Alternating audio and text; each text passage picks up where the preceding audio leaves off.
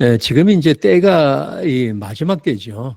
그 마지막 때라는 건 이제 부인할 수가 없어요. 보니까 이 마지막 때를 살아가려고 하면은 진짜 준비하지 않으면 안 돼요. 뭐 애나 어른이 할 것 없이 이건 그냥 마지막을 준비해야 돼요. 그럼 이 마지막 때를 준비하는데 뭐 여러 가지가 있지만 정말 이것만큼은 꼭 지키든가 이건 뭐 고수하든가 해야 되는 것 5가지만 제가 말씀드리려고 합니다. 예, 첫 번째 할 게 뭐냐면 믿음 지키는 것들입니다. 뭐 나는 뭐 20년을 예수 믿었는데 적어도 10년 정도는 내가 잘 생활했다. 그리고 중간에 또 뭐 한 2년 정도는 뭐 허술하게 했고 현재는 저 늘어졌고 이게 아니고 믿음이라는 건 인내성이에요. 믿음 자체가 인내예요. 내가 처음에 예수님을 믿었을 때, 아, 이렇게 믿어야지 했던 그 믿음이 지금까지 고수할 수 있어야 돼요. 지금 믿음이, 그럼 뭐가 믿음이었지? 뭐, 교회에 나오는 게 믿음이었죠. 그 다음에 교회에 와서 성경 배우는 것도 믿음이었고, 교회에 나와서 또 뭐, 하나님의 일을 봉사하는 것도 믿음이었고, 또 뭐 내가 11조 헌금을 드리는 것도 믿음이었고, 또 내가 좀 기분 나쁘지만 내가 누구를 용서하는 것도 믿음이었고, 또 나는 뭐 우리 부모님하고는 원래 관계가 좋지 않지만 그래도 부모니까 공경해야 되겠다는 것도 믿음이고, 또 내가 자식이니까 효도해야 되겠다. 마음에 없지만은 해야 되겠다. 이 믿음이고, 그 다음에 누구를 용서하는 것도 믿음이죠. 화가 나지만 용서하는 것도 믿음이고, 미움이 생겨도 또 그 참아야 되는 믿음이죠. 그 다음에 뭐 열받는다고 해서 소리 벅벅 지르면 안 되겠죠. 그것도 내가 믿어야 되니까. 믿는 자가 그래서는 안 되기 때문에 내가 자제해야 한다. 믿음이죠. 그런 게 이제 오늘도 그렇고 내일도 그렇고 꾸준히 그 지켜나가는 게 믿음이에요. 여러분들이 이제 뭐 수요일 날 이렇게 참여해서 모여서 말씀도 듣고 기도해야 하잖아요. 이건 믿음이죠. 이제 내가 신앙생활 하다 보면 우리 신자들은 일주일에 스케줄이 있죠. 보통 뭐 요즘 같으면 수요일 날, 금요일 날 모이는 거고, 주일 날 모이는 거고. 이 3가지는 이 땅에서 신자 생활하면서 이건 필수적으로 내가 지켜야 할 몫이다. 누가 지켜주지 않고 내가 지켜야 할 몫이다. 그러니까 그걸 지키는 겁니다.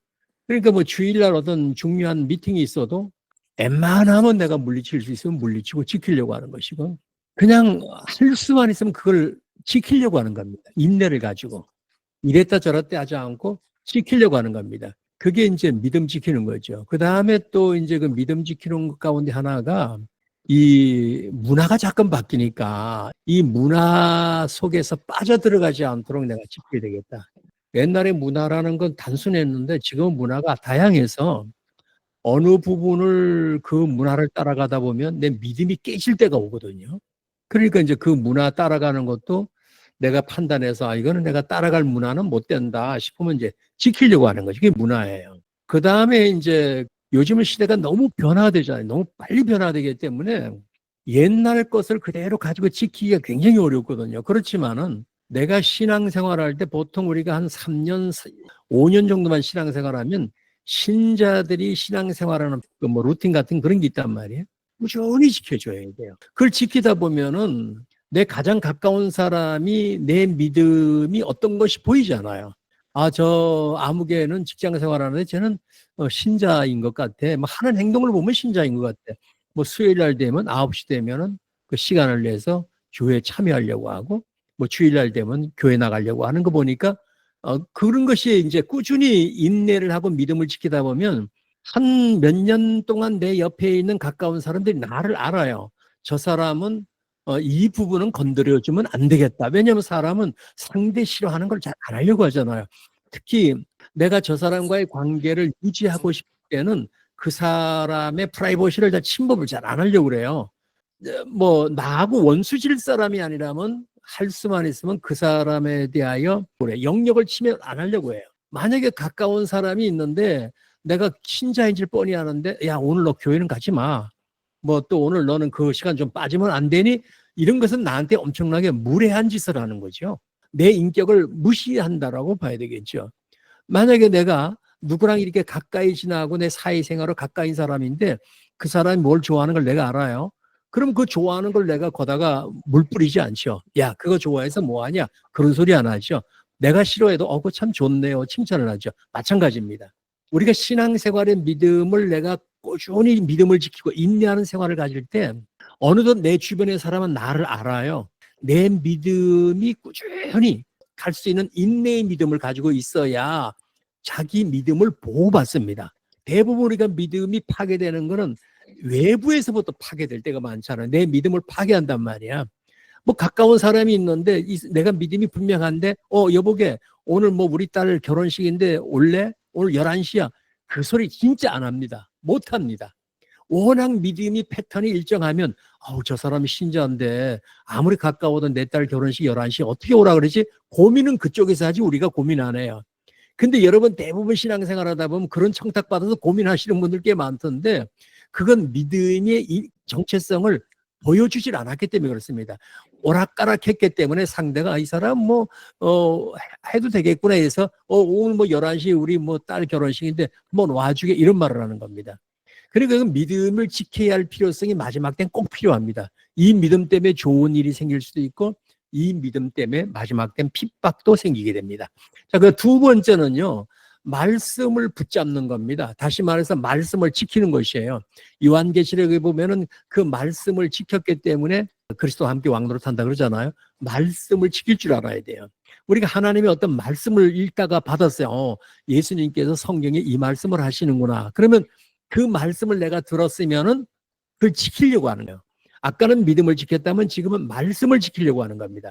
그래서 요한계시록 3장 10절에 보면 이렇게 되어 있어요.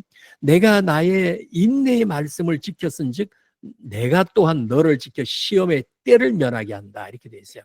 그러니까 그 말씀을 받은 것을 지킬 줄 아는 것. 이런 것을 마지막 때 사람들은 꼭 해야 됩니다. 그래서 이제 성경을 읽거나 또 우리가 성경을 이렇게 가르치는 걸 보면 그 어떤 구절을 보면 이 말씀을 내가 지켜야 할 부분이고 하면은 꼭 지켜주셔야 됩니다. 그 말씀을 지키다 보면은 그것이 마지막 때에 준비를 하는 사람이 되고 그날도 넉넉히 구원받을 수 있는 문제가 되는 겁니다. 그리고 할 수만 있으면 이제 뭐 저 같은 사람 같은 경우는 말씀과 타협하지 말아야 되겠죠. 선교를 하고 복음을 전하다 보면 이거 하면은 사람들이 싫어하겠다 그러면 그걸 희석시키고 아니면 그걸 우회로 돌아가고 그러잖아요. 그런 짓을 하지 말아야 되겠죠. 내가 어려움을 당해도 말씀은 말씀대로 전달해야 되겠죠.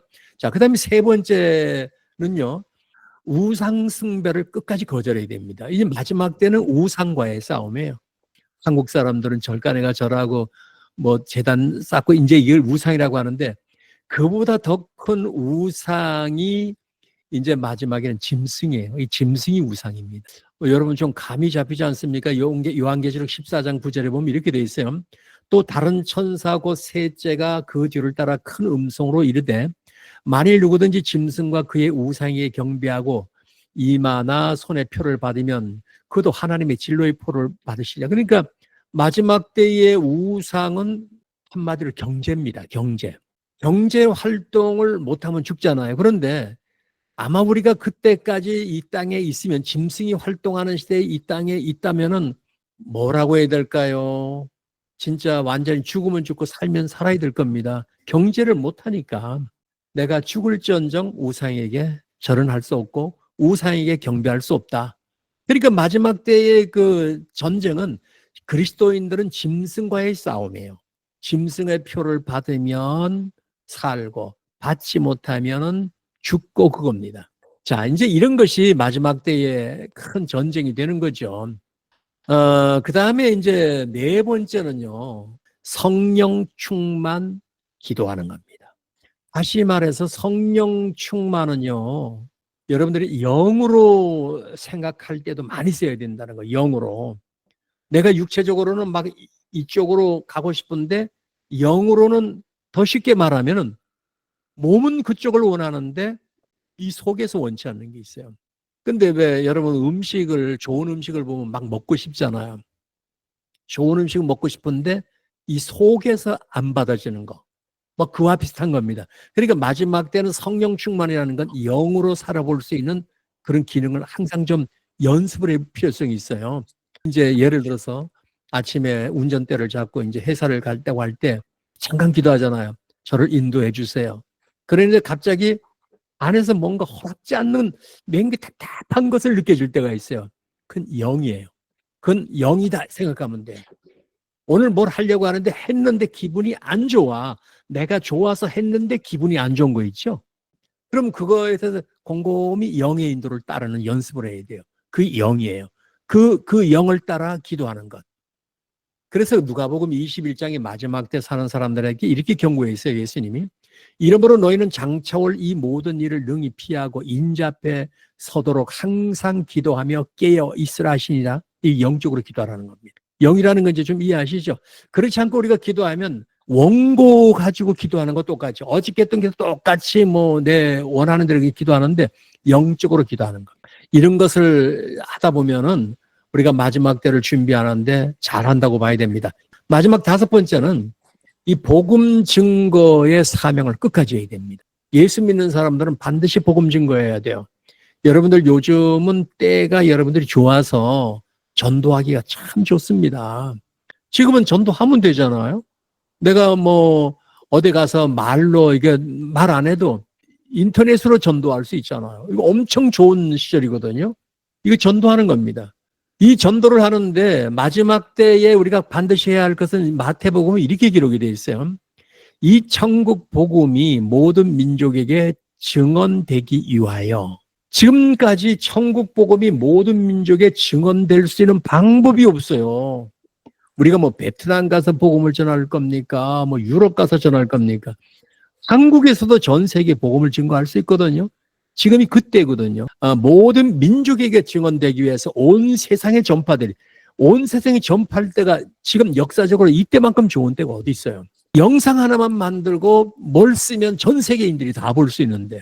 이렇게 증거되기가 좋은 때가 어디 있습니까? 온 세상에 전파되리니 그 제사의 끝이 온다.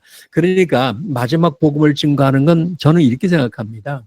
제가 좀 힘이 들어요. 정말 많이 힘듭니다. 에너지가 딸리는 걸 많이 느끼는데 이 복음을 증거하다가 끝을 봤으면 좋겠다. 전 그 목적을 갖고요. 그러니까 이 복음을 증거하다가 끝 봤으면 좋겠답니다. 자, 근데 이 마지막 때 복음이 우리가 그때까지예요. 7년 환란이 오기 전까지 아마 우리가 이방교회가 복음을 증거할 거예요. 그리고 그 다음에는 두 증인이 받아서 증거를 1260이라고 그들은 죽고 하늘로 올라갑니다. 자, 그러고 보면 휴거 타이밍이라는 것이 아마 그들하고 같이 올라갈 것 같지는 않고요.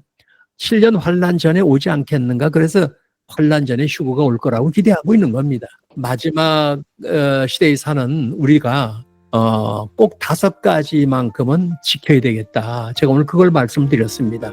여러분 마지막 때 정말 정신 차리고 저와 함께 제가 할 수만 있으면 여러분들에게 멘토가 되고 끝까지 끌고 나갈 테니까 정말 깨워서 저를 위해서 기도도 해주시고 함께 그날까지 승리하시길 부탁합니다.